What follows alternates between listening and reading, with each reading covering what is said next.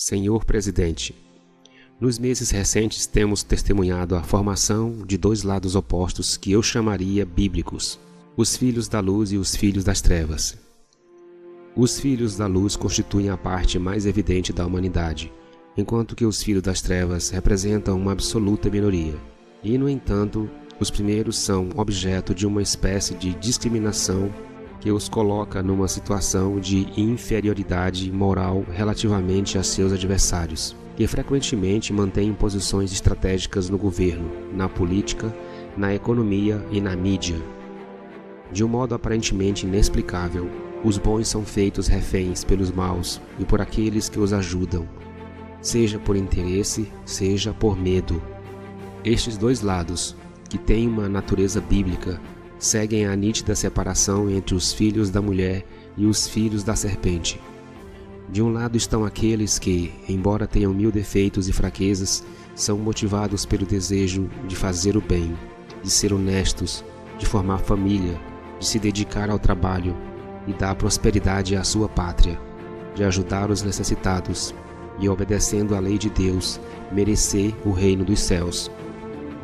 Do outro lado estão aqueles que servem a si próprios, que não detêm quaisquer princípios morais, que querem demolir a família e a nação, explorar os trabalhadores para tornarem-se indevidamente ricos, fomentar divisões internas e guerras e acumular poder e dinheiro. Para eles, a ilusão falaciosa do bem-estar temporal levará um dia, se eles não se arrependerem, ao terrível destino que os espera, longe de Deus, na danação eterna. Na sociedade, Senhor Presidente, estas duas realidades opostas coexistem como inimigos eternos, assim como Deus e Satanás são inimigos eternos. E parece que os filhos das trevas, que podemos facilmente identificar com o Deep State, a que Vossa Senhoria sabiamente se opõe e que está, nesses dias, em guerra feroz contra o Senhor, decidiram mostrar suas cartas, por assim dizer, revelando agora seus planos.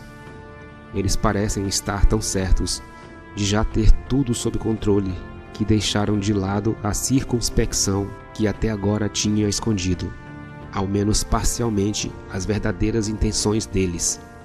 As investigações em curso revelarão a verdadeira responsabilidade daqueles que manipularam a emergência do Covid, não apenas na área da assistência médica, mas também na política, na economia e na mídia. Descobriremos provavelmente que nesta colossal operação de engenharia social existem pessoas que decidiram o destino da humanidade, arrogando-se o direito de agir contra a vontade dos cidadãos e de seus representantes nos governos das nações.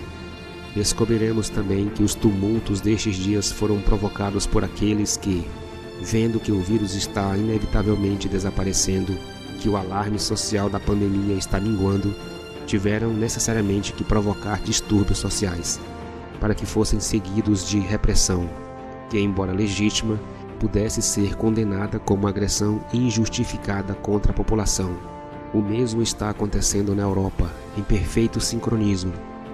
Está absolutamente claro que o uso de protestos de rua é instrumento para os propósitos daqueles que, nas próximas eleições presidenciais, gostariam de ver eleito alguém que incorpore os objetivos do Deep State e que expresse fielmente e convincentemente esses objetivos. Não será surpresa se, dentro de poucos meses, soubermos que, escondidos novamente por detrás desses atos de vandalismo e violência, estão aqueles que esperam lucrar com a dissolução da ordem social para construir um mundo sem liberdade.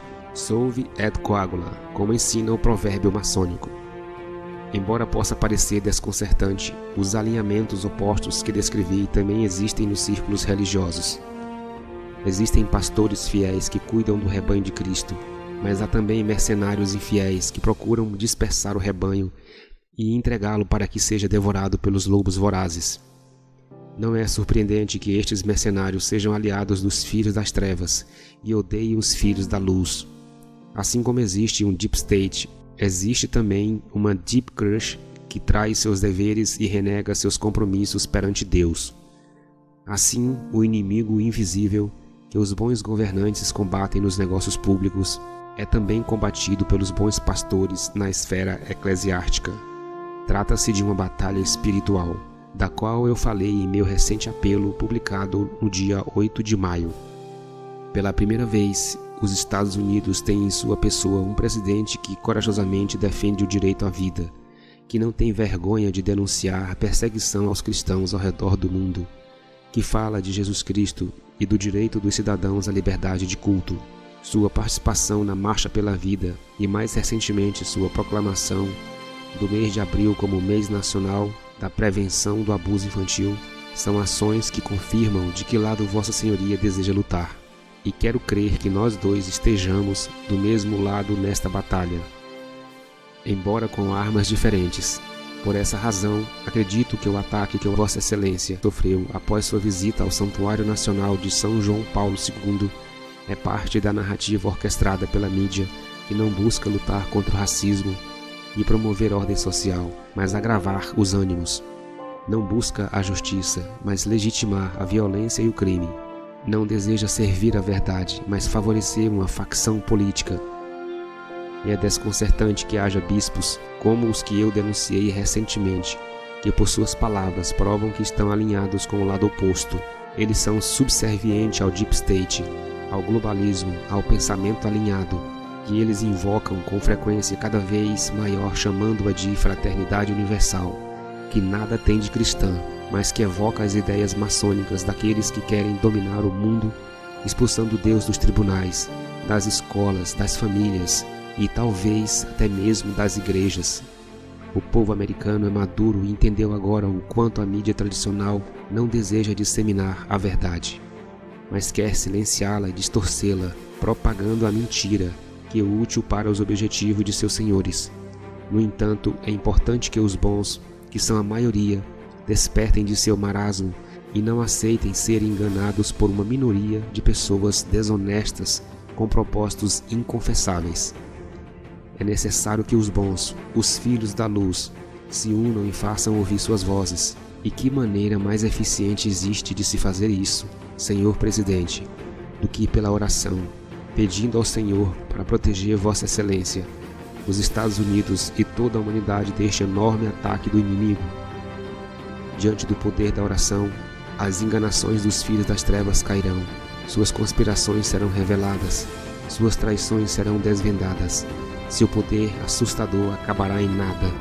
Será revelado e mostrado ser o que é, uma fraude infernal. Senhor Presidente, minhas orações estão continuamente voltadas à amada nação americana, para onde tive o privilégio e a honra de ser enviado pelo Papa Bento XVI como núncio apostólico. Nesta hora dramática e decisiva para toda a humanidade, oro por Vossa Excelência e por todos aqueles que estão ao seu lado no governo dos Estados Unidos. Tenho certeza de que o povo americano se une a mim e a Vossa Excelência em oração a Deus Todo-Poderoso. Unido contra o inimigo invisível de toda a humanidade, eu abençoo Vossa Excelência e a Primeira-Dama, a amada nação americana e todos os homens e mulheres de boa vontade. Carlo Maria Vigano, arcebispo titular de Upiana.